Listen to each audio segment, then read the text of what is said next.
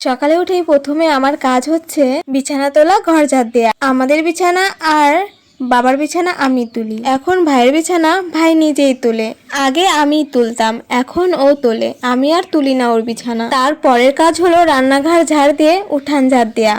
আজকে সকালে এতটা হাওয়া ছেড়েছে, উঠান ঝাড় দিতেও এত কষ্ট হয়েছে না আমার। চারিদিক থেকে পাক দিয়ে হাওয়া আসছিল। কখন কোন দিক দিয়ে হাওয়া আসছিল টেরই পাচ্ছিলাম না। ঝাড় দিচ্ছি, আবার উল্টে চলে আসছে পাতা, আবার ঝাড় দিচ্ছি, এভাবে ঝাড় দিলাম কষ্ট করে। এবার আমার বাসন ধোয়ার পালা। বাসনগুলো কলে নিয়েই প্রথমে জল দিয়ে ভালো করে ধুয়ে নিলাম, না হলে বাসনের গায়ে এঁঠো লেগে থাকলে না মাজতে একদম ভালো লাগে না। বাসন মেজে ধুয়ে চলে আসলাম ঘরে। এখন দেখছি ঘরের একই অবস্থা, হাওয়া ছেড়েছে, ঘরে তো পাতা এসেছে, মনেই হচ্ছিল না যে আমি একটু আগে ঘর ঝাড় দিয়ে গিয়েছি। দেখছি ঠাম্মা রসুনগুলো বাছছিল, মাটি ছিল তাই একটা একটা করে বাছছিল। ঠাকুমাকে জল কোলগেট দিলাম মুখ ধোয়ার জন্য। আজ সকালে কতটা হাওয়া ছেড়েছে তোমাদের একটু দেখাই। হাওয়া তো সবারই ভালো লাগে, আর আকাশটা কি সুন্দর লাগছে দেখো, গাছগুলোকে দেখো কি সুন্দর লাগছে, আর আমাদের তাল গাছটা দেখো খুব সুন্দর লাগছে, তাই না? মুখ দিয়ে চলে এসেছি চা মুড়ি বানাতে।